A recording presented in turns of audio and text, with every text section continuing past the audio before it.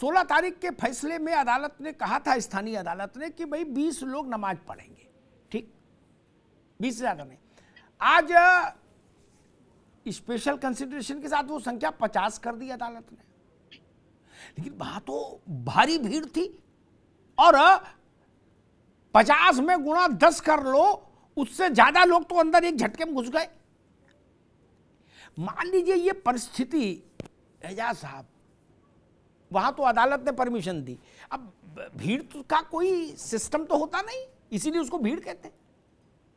कल मान लीजिए लोग शिवलिंग के दर्शन करने वैसे घुस गए सोमवार को, आज शुक्रवार था इसलिए लोग वहां आ गए, शुक्रवार के बाद सोमवार आएगा, सोमवार को लोग शिवलिंग के दर्शन करने चले गए, तब क्या होगा? तब तो कोर्ट की भी मर्यादा खंडित हो जाएगी और स्थितियां भी खराब हो जाएंगी। एजाज साहब, नहीं देखिए, अगर दर्शन करने की परमिशन दी गई है, कोर्ट ने परमिशन दी है दर्शन करने की, आप बताइए। अरे भाई, कोर्ट ने जो कहा वो आपने माना। कोर्ट ने कहा 50 लोग से ज्यादा नमाज नहीं पढ़ेंगे उस परिसर में, नहीं माना ना? मैं वही तो कह रहा हूं मित्र। देखिए, एडमिनिस्ट्रेशन के लोग, पुलिस और फोर्सेस सब गेट नंबर 4 को आपके चैनल सिखा रहे थे, खड़े हुए थे, होने का दम बढ़ते हैं, गेट नंबर 4 पर खड़े हुए थे, पब्लिक जा रही थी, उनको जब रोक लिया तो मैंने नहीं थी, तो असर नहीं लगाए। तो आप लगातार भीड़ इकट्ठा करके ये क्यों चाहते हैं कि प्रशासनिक तंत्र उसे रोके? आप क्यों चाहते हैं कि माहौल बिगड़े? किसने कहा कि भीड़ इकट्ठा हो? 50 लोग का ऐलान हुआ है, किसने भीड़ को बुलाया है? क्यों इकट्ठा करते हैं भीड़ को बार बार? आप क्या दर्शाना चाहते हैं? अगर दोनों पक्षों की भीड़ इकट्ठी हो गई और दंगा हो गया और बलवा हो गया, फिर क्या आप देश को संदेश देंगे? लोग चाहते हैं, यही तो लोग चाहते हैं।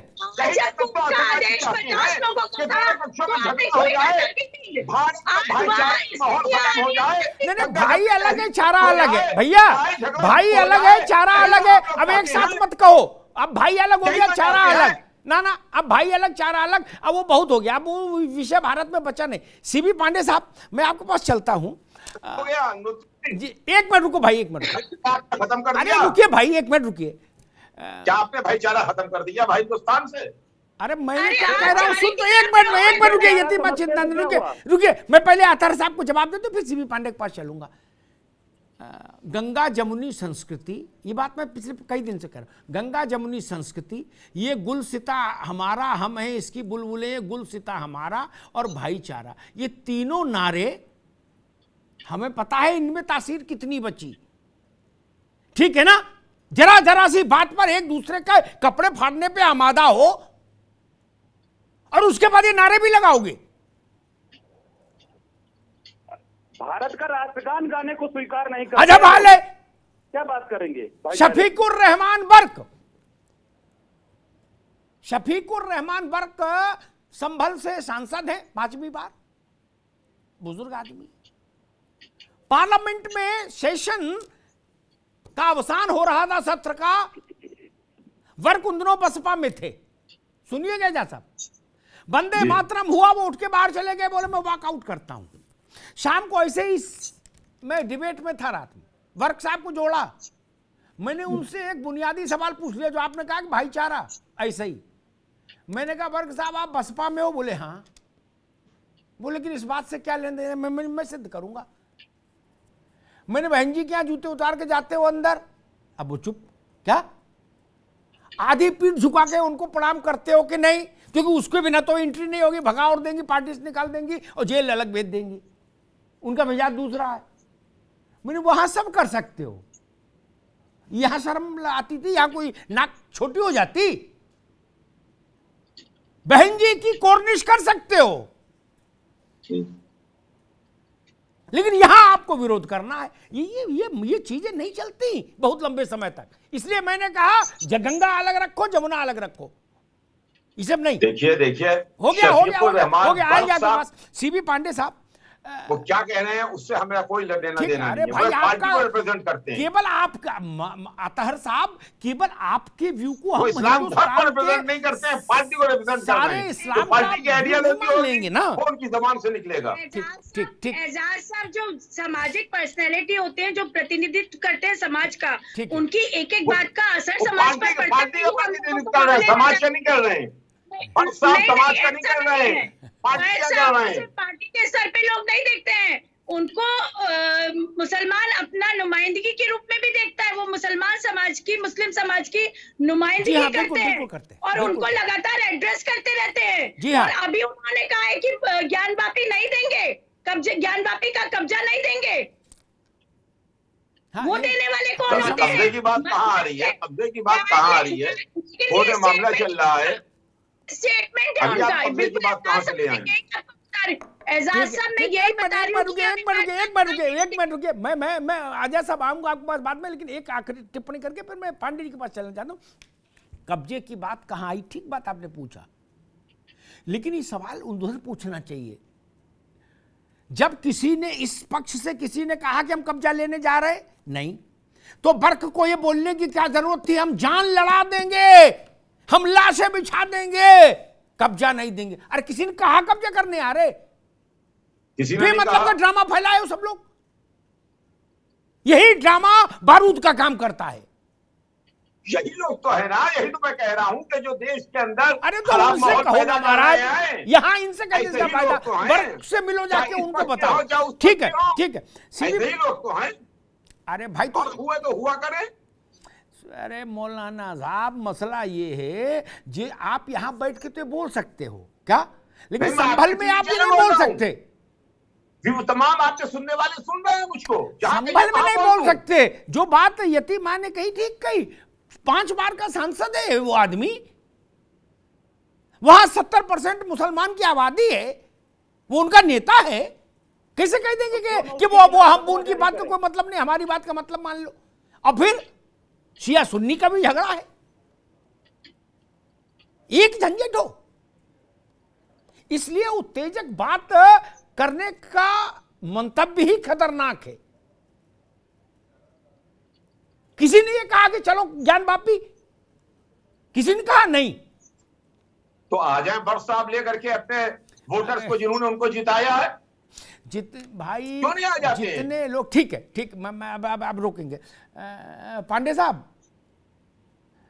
कोर्ट ने आदेश दिया था, सिविल कोर्ट ने, कि 50 लोग से ज्यादा ज्ञानवापी में नमाज नहीं अदा करेंगे आज जुम्मे की। और वैसे 16 तारीख का ऑर्डर है जो अभी स्टैंड कर रहा है, उसमें था 20। आज वहां 700-800 आदमी अंदर चला गया और उतना ही बाहर, दमचौरा हो गया। ऐसा लगा कि मामला, ऐसी परिस्थिति जब आपको पता है दीवार से दीवार लगी है, संवेदनशील मसला है, मान लीजिए इसी का प्रत्यावर्तन सोमवार को दूसरे लोग करने पहुंच गए, तो कलेक्टर बनारस का क्या कर लेगा? और कर लेगा तो उसका फिर दृश्य क्या बनेगा पूरे देश में? पांडे साहब जी देखिए, ऐसे मामले में कोर्ट ने एक आदेश पारित किया। अब कोर्ट के आदेश को जो भी है उसको प्रमाणित करने का डायरेक्शन होता है। एक तो पार्टी को होता है कि पार्टी अगर इस आदेश को माने, ये तो पक्षकारों के पक्ष जी। अगर कोर्ट ने सिर्फ पक्षकारों को छोड़ दिया कि पक्षकार 20 आदमी चल जाके दर्शन करेंगे, तो प्रशासन कहेगा कि पक्षकारों का मामला है, इनको पक्षकारों से पूछ के इन्होंने आपके आदेश का अवहेलना की, इनके खिलाफ सिविल कोर्ट का बात बता रहे हैं। आगे न्यायालय बात बता, सिविल कोर्ट में अगर पक्षकारों को उन्होंने आदेश दिया है और पक्षकार उसका पालन नहीं करते हैं, तो पक्षकारों के विरुद्ध उनके यहाँ सिविल में है कि उनके खिलाफ अवमानना की कार्रवाई शुरू होती है।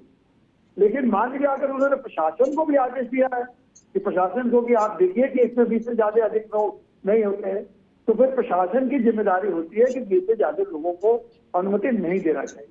अगर प्रशासन ने अनुमति दिया है, उसके किसी तरह से ढिलाई की है, तो प्रशासन इसमें जिम्मेदार होगा।